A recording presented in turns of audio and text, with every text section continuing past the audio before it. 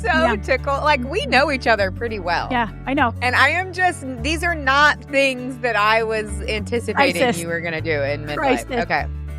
Hey, everybody, and welcome to the Paula Ferris Show. I'm your host, Paula, and we are continuing our very fun series about midlife. I'm joined all month long by my husband, John, as well as my good friend, the very funny Liz Bohannon. So we've talked about the weird things that we start to do in midlife that surprise everybody around us, as well as the top signs that you are, in fact, in midlife. And this week, we are talking about the midlife crisis. Have you ever had one? I'm pretty sure that I did a couple of years ago, and I am going to talk all about it in this episode. By the way, Liz was so shocked at my behavior during my midlife crisis. My husband was as well. And I don't think it's my first one. I'm almost positive that I had a quarter life crisis back in my mid-20s. So the midlife crisis, if you haven't had one, we're going to talk about why it's not necessarily a bad thing. And maybe we should change the language around it. Maybe we should call it a midlife evaluation or a midlife unraveling, because evaluating our life choices should be a good thing. By the way, I love reading your reviews and your comments about the podcast, including this one that says, Tuesdays are my favorite day because I know I will drop a new podcast listening and walking with my weighted vest. You guys know I love a good weighted vest, but thank you for writing that review, writing those comments. It goes a long way in ensuring that this podcast continues to reach as many listeners and get promoted, which ensures that it can continue. And make sure you're signed up for my personal newsletter at paulaferrisofficial.com. You get to hear about what's going on in the podcast first through the newsletter. We do fun giveaways. And in last week's newsletter, I asked you and solicited your questions for our annual Ask Us Anything episode. So this is something John and I have done the last couple of years. In December, we close the year on the podcast with a couple of Ask Us Anything episodes. And when I say Ask Us Anything, what do you want to know? Ask Us Anything. John and I will close out the year in December answering your questions. So make sure you get those questions in. You can DM me on Instagram. You can respond to my personal newsletter. Again, make sure you're signed up for it at paulaferrisofficial.com. But we will be closing out the year with our Ask Us Anything episodes. Can't wait to hear the questions that you have for us. Bring it. Make sure no softball questions, okay? We want some fun ones here as well. But without further ado, here's today's episode 3 of our series on midlife, about the midlife crisis and whether or not we should change the language and call it a midlife reevaluation. Make sure you stick around for my takeaways. I'm going to tell you why we can't ignore that nudge during midlife. Enjoy this conversation. Okay, you guys. Joining with my midlife mid-morning snack. And nothing says welcome back like just black coffee and a beef stick. Black. She's got her lumberjack. Can you imagine kissing me right now? Wow. Wow. Oh my gosh. Do you have a beef stick of choice? Wow, we could go a lot of different directions. Yeah, once John leaves the room, I'll tell you more about that. All righty. Okay, so this episode, we've talked about, when does midlife begin and the signs that you're in midlife and the crazy things we've done in midlife. And this episode wanted to really touch on the midlife crisis. But I've also heard people calling it a midlife evaluation or a midlife reckoning or a midlife unraveling. So let's talk about the crisis, because we do know the commonly cited age for a midlife crisis begins around 44. Wow, 44 to 65. So I will say this, and Liz, you haven't had a midlife crisis because you're clearly not in midlife. Mm-hmm. I will say we moved down to South Carolina in 2020, and I was right around 44, 45 at the time.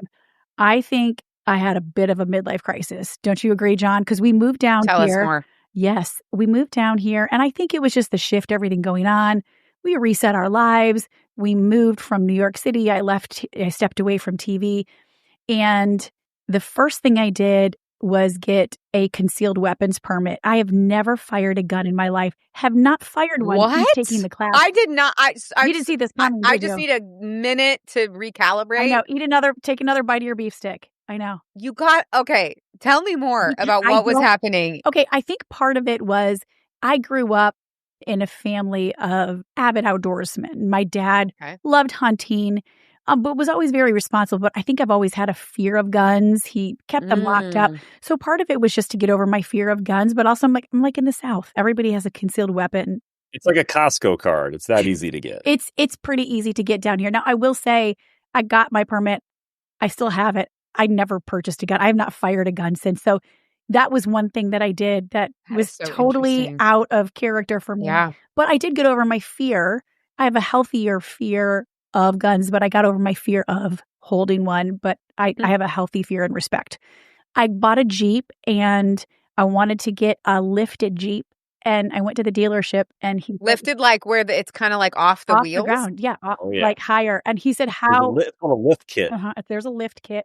I am just so tickled. Like, we know each other pretty well. Yeah, I know. And I am just, these are not things that I was anticipating you were going to do in midlife. Okay. How? He said, and this is a direct quote, he said, how high do you want it to be? And I said, I want to feel like I'm pulling my groin when I get in and out of my Jeep. That's how high I want it to be. So and what is this for you? What's coming up that's compelling you to do these things? I think maybe challenging myself a little bit, just like, why not? So my Jeep's pretty awesome though, I have to say, even though my son take the top off. And it scratched the itch. It did scratch the itch, and it pulls a muscle every time I get in and out of it. Wow. It is high. Does it make you feel powerful or like? Yes. Okay. Yeah. It's fun too. It's fun. I don't know. There's just, I think I have, like, you say that you want to be the lady who lunches. I eventually want to be that really active lady that's taking my Jeep off-roading and camping in it one day, but that day is not quite today. So now I just look really awesome driving around in my Jeep. So wow. Okay. I've never been a car girl, but I do kind of have my eye on the ID Buzz. Have you all seen that? No, what is that?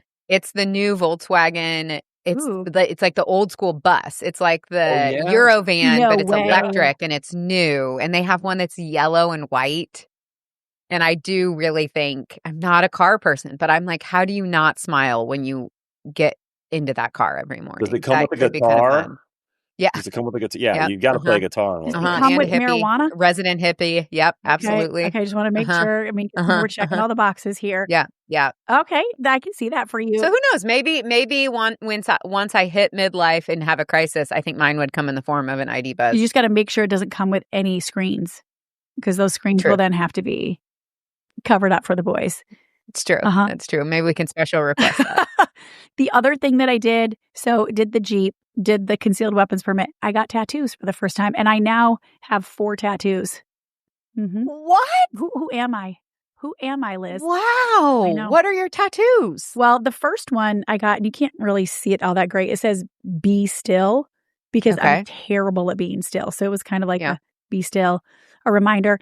And then this one's really special. I got 2 tattoos. Well, I got this little cross right here. You can see it on my wrist. But, this is such an awkward angle. Can you see? I can see a shadow of it. Yeah, what does it say?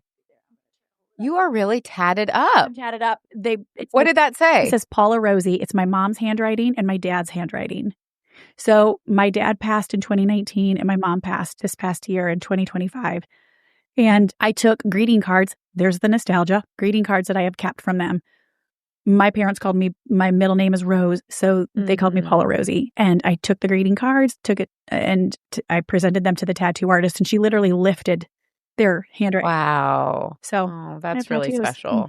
I mean, just something happens. My friend Logan, she just got a motorcycle, and she says it's not a crisis. She said, everybody's telling me I'm having a crisis. She said, I'm just having an evaluation of my life. And I thought that was such a great way to describe it, because we think crisis like, oh, he's going to have an affair, he's going to buy a red car or something. John, I don't think you've had any sort of evaluation or crisis or unraveling yet. No, but I'm still doing a lot of the same things I've done for a very long time. Mr. Consistent. But do we feel like a crisis is like a result of your age, or is it? Now, I don't want to sound judgmental, but I am wondering if a crisis is actually the side effect, a negative side effect of living an unexamined life. Well, one of the symptoms of a midlife crisis, they say it can manifest as a feeling of dissatisfaction or restlessness, a desire to make major changes, irritability, or a sense of confusion. It may also involve feelings of depression, anxiety, or remorse, and it can be triggered by changing family dynamics, career dissatisfaction, concerns about aging and mortality, or physical changes like menopause. which, by the way, that's a whole nother conversation. But okay, I you know what? I actually changed my mind because I was kind of like, if you're regularly checking in with yourself and being like, am I living according to my values? Am I taking an appropriate and like life-giving amount of risk? Am I creating? Am I investing in the right things? I guess the story I'm telling myself is I'm not going to have a midlife crisis because I'm regularly asking those questions. I don't feel like I'm in danger of waking up and going like, how did I get here? I've been very awake. Yeah. However, I could see some more external, like once my physical body starts to truly feel like it's, undergoing, I can't do things that I used to be able to do. I could see there being some just factors, aging parents, I could see making you feel like you're on the precipice of a season that's a long tail season, probably of like lots of little losses and mourning. So I take it back. Okay, you guys, now that I'm 50, there's a couple of things that I really love. And number one, I love a bargain. And number two, I love to be really cool at night when I sleep. That's why I'm so excited to tell you about Cozy Earth's Black Friday deals. They are already here. You know that I have been singing the praises of my Cozy Earth sheets. They are made from viscose from bamboo, which essentially wicks the heat away from your body.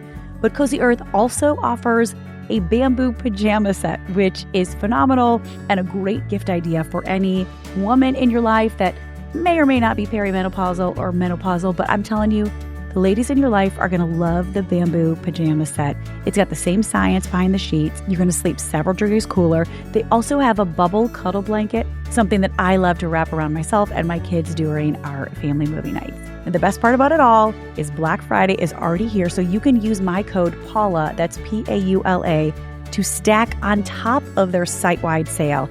And that could get you up to 40% off. Again, use my code PAULA at Cozy Earth and wrap the ones that you love in luxury with Cozy Earth this holiday season. Make sure you tell them that I sent you.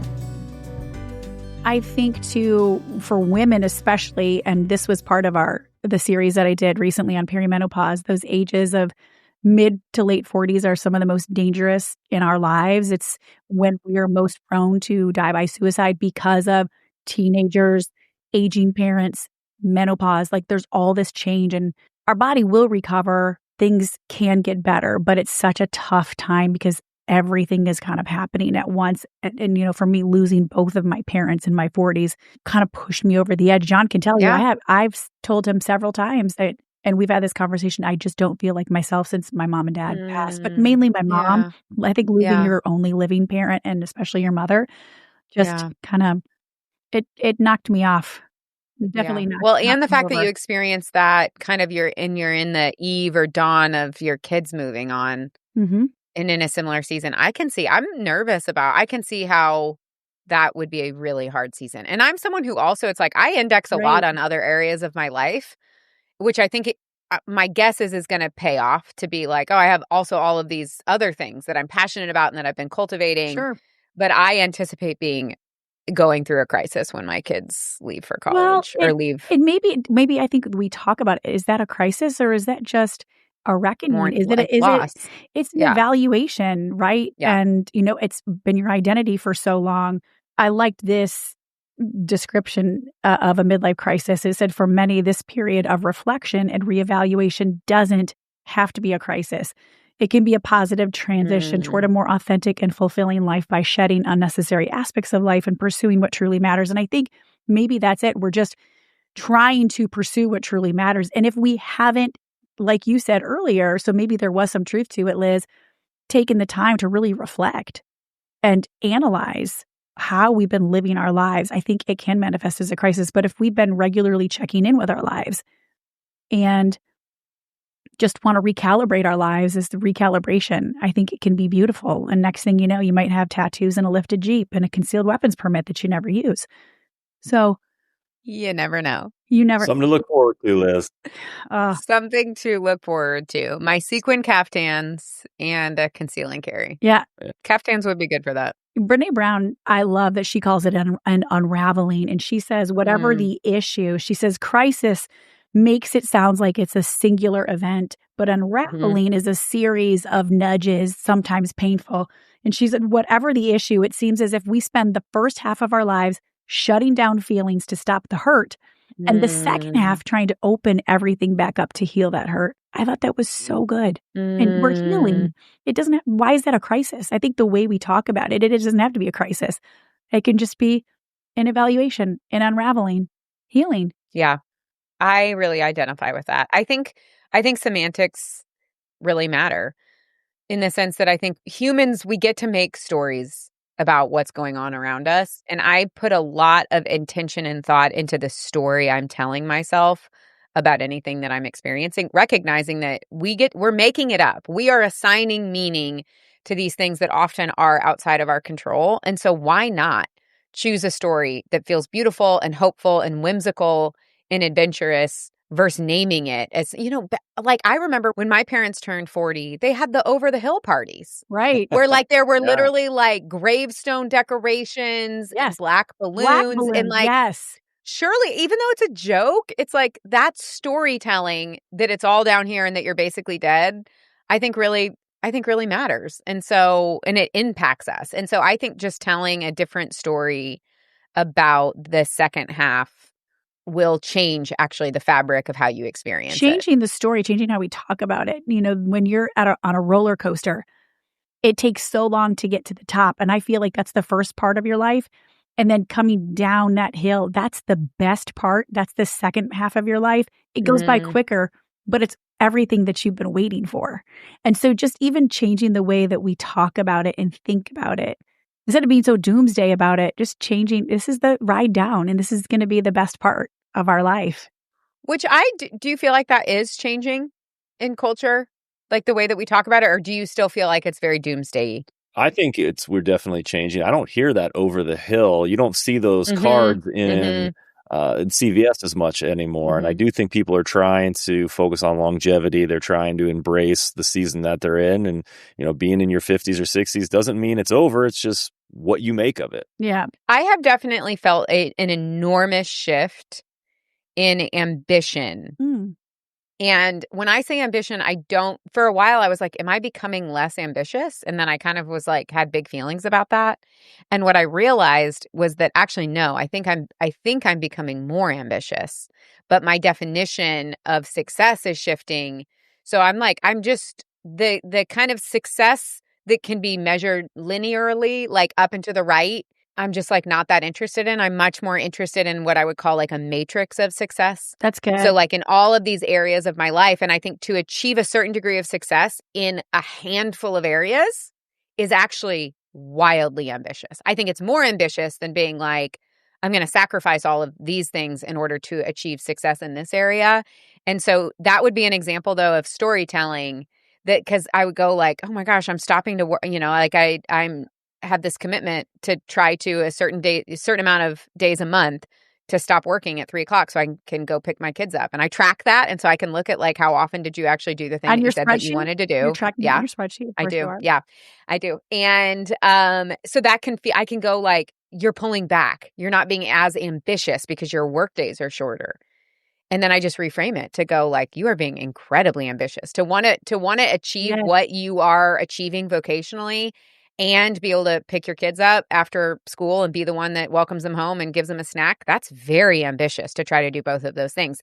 And for me, someone who's wired towards ambition, that language and that kind of storytelling shift has actually been, so now instead of being like, you're not on your game, you're getting soft, you're, stopping work at 3:00 every day. I'm like, dang girl, you're getting after it. Yeah, you are. Look at you. Yeah. Next thing you know, you're going to be like running a marathon. You're going to be jogging. Yogging. See, I learned. I'm a quick learner. You're so funny.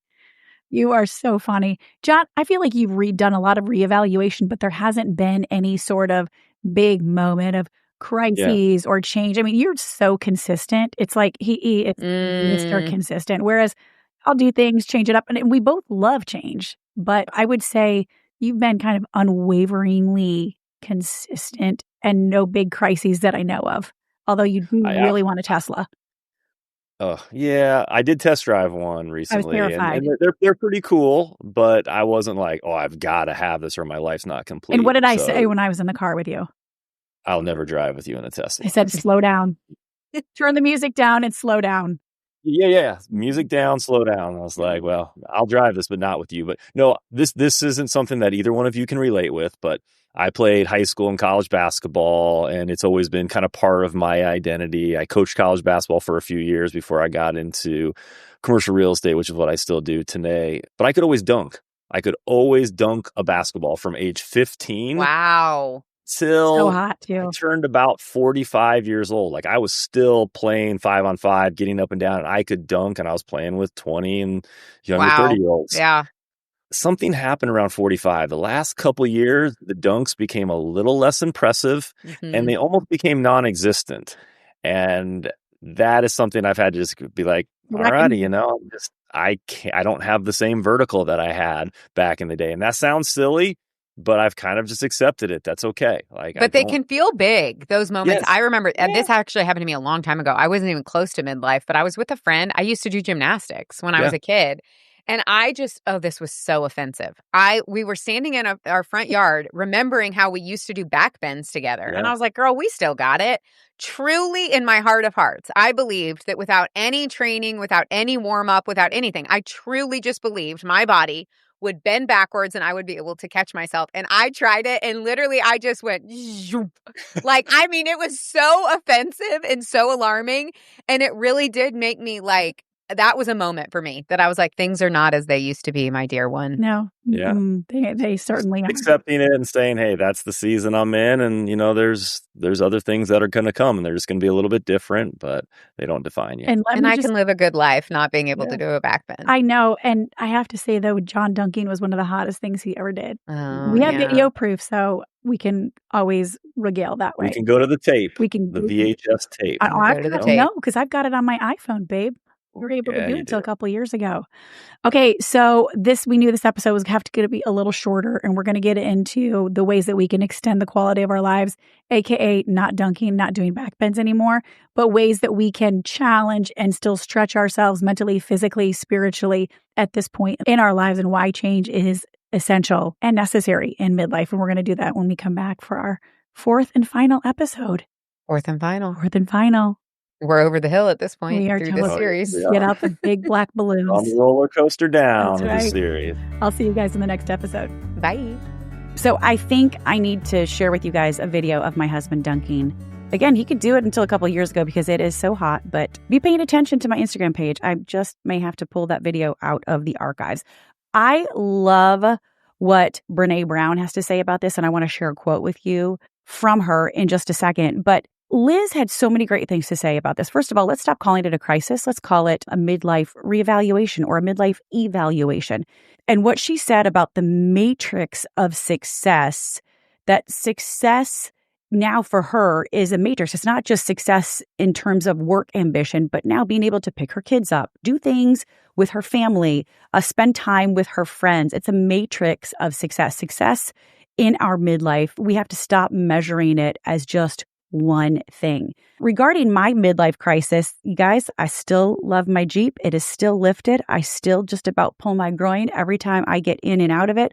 But I have to say, since my son JJ started driving, he's pretty much hijacked my Jeep, and I haven't been driving it nearly as much. But he's almost 6'4", so he has no issues getting in and out of the Jeep. But the whole concealed weapons permit that happened, still don't own one. The lifted Jeep and the tattoos, did a lot of things I never thought that I would do, but embrace it. I think it's so important that we do reflect and we do reevaluate our life choices. And I want to close this episode by reading this quote from Brené Brown, which I think is so important because numbing is something that we do in midlife instead of really leaning into that nudge and evaluating what's going on in our lives. So I'm going to close with this quote from Brené Brown. She writes, "There's also the numbing option. If there's one thing that we have mastered by midlife, it's how to take the edge off of feeling pain and discomfort. We are so good at numbing. Eating, drinking, spending, planning, playing online, perfecting, shopping, staying really, really busy. If every midlifer who only drinks a good glass of wine with dinner stopped drinking, there wouldn't be a vineyard left in business. Unfortunately, what makes midlife different from the other stages that we've managed to survive is that the symptoms don't improve over time. Choosing to numb the midlife unraveling is choosing to numb for the rest of your life. That right there is such a powerful reminder of why we cannot numb ourselves to whatever's going on, whether you're the sandwich generation or all these things that are being thrown at us in midlife. Lean into the nudge, allow it to help you to reprioritize and reevaluate your life. Like Liz said, that matrix of success. And so often we're told that success is one thing. Success is a lot of things. It's our social health. It's our physical health. It's our emotional health. It's not just work, work, work. It's not measured by just one thing. So next week, we are going to wrap our series on midlife. And we're going to talk about how we can extend the quality of our lives and ways to challenge and stretch ourselves and why change is necessary in midlife. And Liz will give us that long-awaited answer as to who she thinks is going to outlive the other. Will it be me or will it be John? And let me just say, it's a plot twist that you didn't see coming. That's next week as we continue to talk about it and we cap our series on midlife. I'll see you next week, everybody. I know you guys thought you were done with me, but not quite yet. I have one more thing to tell you about. If you're watching on YouTube or you're listening on your favorite podcast platform, don't forget to subscribe to the show. I don't want you to miss a single beat or a single conversation. And remember, my DMs are always open. Tell me what you want to talk about.